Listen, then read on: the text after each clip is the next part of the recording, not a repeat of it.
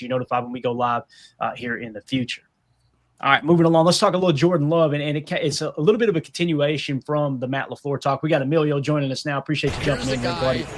So want to get your all's take on this. I love that we couldn't show you guys the video, but at the end of that locker room video, right, the last thing they show, and you can see the G logo starting to pop up on the Packers website. I love the fact that you get a glimpse of Love coming over and hugging Matt LaFleur, right? You can tell how much Matt LaFleur and Jordan Love mean to each other.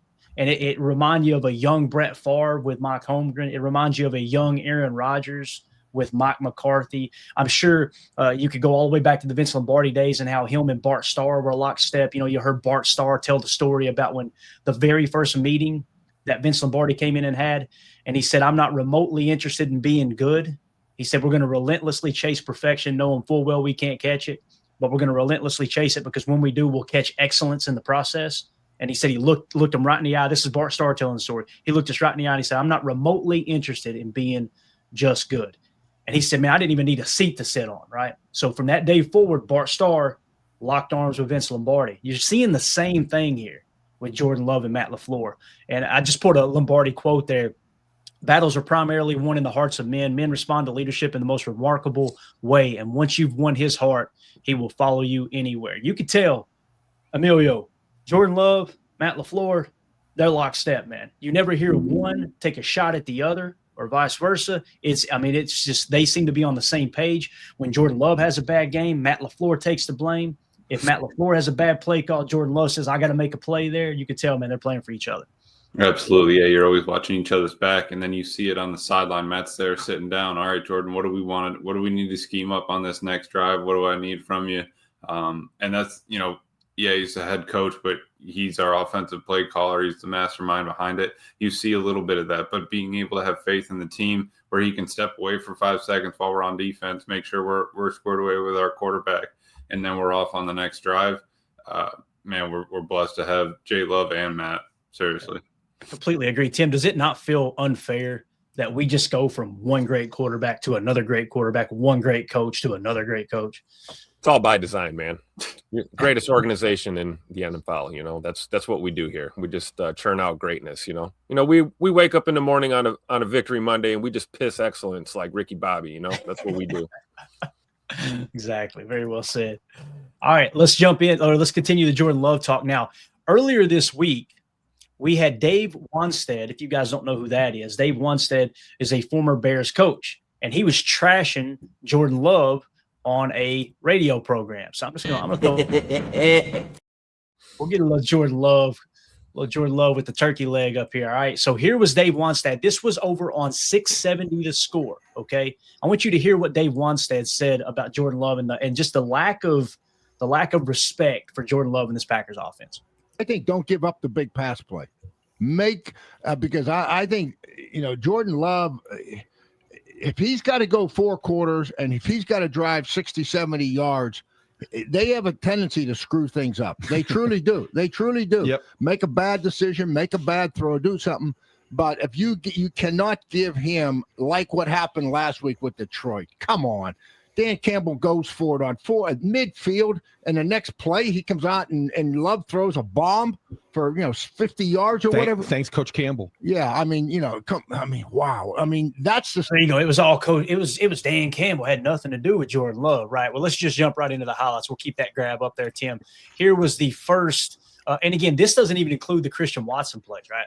I want you to think about who Jordan Love is hitting for some of these plays, these crucial plays. This was a crucial 3rd and 2 in the second quarter, right?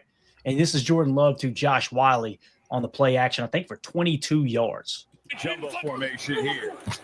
It is a fake. As he's hit top, and he's got a man wide open, and it's caught for a big play and a first down. Josh Wiley. Exactly. Josh Wiley. Who?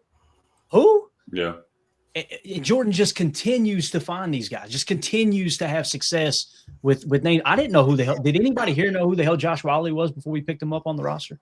Nope, but he's in a Matt LaFleur offense, and he's getting schemed wide the hell open. Telling you, dude. And this is what we were talking about with Tucker. Nobody loves Tucker more than the guys on this show. But when you look at Tucker Kraft, we're going to be able to scheme these guys open the same as Tucker Kraft. Tucker Kraft wasn't shaking people out of their cleats. Tucker Kraft is just running through people's faces. So you're still going to have that tight end open. Now, here was Jordan Love. Again, that was Josh Wiley. Now here's a clip of Jordan Love hitting, I don't know, our backup cornerback, Bo Melton, for just a 45-yard tutter. Checks in at wide receiver. He's missed the last 3 games. The speedy rookie, Love, loading up, going deep, down the field. Has a man. It's caught. Touchdown, Bo Melton and the pack. Again, Bo down there somewhere. Cheese curds make my stomach hurt all the time, but I do eat them though. You're literally talking about the 5th string wide receiver and the 4th or 5th string cornerback that he just hit for 45 yards, right? So Jordan Love, man, what he's doing here is PFF tweeted this out. Jordan Love diced up the Bears blitz. So versus the blitz yesterday, he was 9 of 12 for 171 yards, 3 touchdowns, no interceptions, and a passer rating of 156.3. That's what happens when teams blitz Jordan Love and the Green Bay Packers offense. So let's go around the horn with Jordan Love here. How do you guys feel about the way Love played last night? We'll start with you, Tim. We'll just go right in order, right down the line. J Money wears number 10 because he only throws dimes. Damn. Can we get a side-by-side with those stats up against do what, Tim? Can we get a side-by-side with J Money stats against Caleb's stats there? I don't think people were Most ready. of the Bears' offense came from penalty yards, thanks to the officials. So, but no, what can I say about Jordan that I haven't already said? I feel like just saying "I told you so" at this point because I caught a lot of heat these last couple of years defending J Money as he developed as a starter, and I think it's fair to say that he has definitely entered the room of the MVP conversation. You know, call me a homer if you want to, but I think Jordan deserves to be talked about in the MVP conversation at this point. Completely agree. Absolutely. He's a grown-ass man now. And we just, I love that it's happening on national TV, right? You know, we had a couple of those where you didn't get to take a peek at him quite as much. And dude, he's just been absolutely cutting it up. I had a couple buddies texting me about the game. Just, you know, other teams fans like, man, what a game. NFC North or NFC's tough. The North is crazy, but just a battle. You know, you're leading the whole game, right? You got to make sure that you can keep that gas down. I think that pedal down, you know, foot on the throat kind of thing, we needed to keep up with, and I'm glad that we did. I'm glad we didn't let it slip away. And you need to learn to win with a lead and win without a lead. You know, we got one of those in there. If we go to play the Bears there, we go down 3, go down 7. We need to be able to fight back and come back from that. So Jordan Love's a dog, man, and just don't blitz that, man. That's a great point, Emilio. Like I was telling Clay last night, man, when they tied that game and we got the ball back, I had like no fear. You had like 100% confidence that Jordan was going to march this offense down the field, and it's exactly what he did, man. Definitely. We got Jacob joining us now. Jacob, how you feeling about the way Jordan Love played yesterday, man? I mean, I couldn't be more happy. I think what Tim has said, you know, I was listening to you guys when I was trying to, you know, wake up and wipe the dust out of my eyes, and kind of the same lack of respect that Mike. I do a little too. The same lack of respect that LaFleur has been suffering with for years now, I believe, is kind of transpired to what people talk about Jordan Love. And to Tim's point, you know, the OGs, the guys that really understood what we had in the hopper, really now are starting to see those, to see the return on investment there, because this guy is just an absolute. I mean, talk about too. He's just, you couldn't get a better personality on a guy. Never gets too excited when he does the right things. Never gets, you know, remotely shattered when it seems like that he's. I mean, you look at that blitz percentage right there.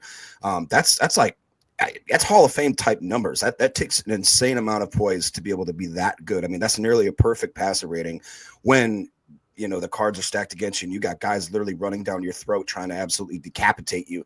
Jordan Love just kind of steps in, fires a little crazy little sidearm, you know, like it's just insane how easily he just tosses that rock around. I don't think people put enough respect on the if it was Chris Collinsworth here, it's Patrick Mahomes, right? I mean, the only other person I honestly see that has that type of just a slingshot arm, just in the, no matter what his platform is, no matter how offset he is, no matter where his feet are, he can just sling that rock. He hums that tater like nobody's business, man. And I think now we're starting to see Hugh as he's getting more healthy. He can use his legs when he needs to. Obviously, as I just talked about, he's pinpoint. I think that was one of his biggest knocks, is the accuracy, right? What have we seen this year? That he can stand on that pocket, he can deliver it. And finally, I honestly do think that, it does help that our wide receivers, it seems like they're just wanting to play for that guy.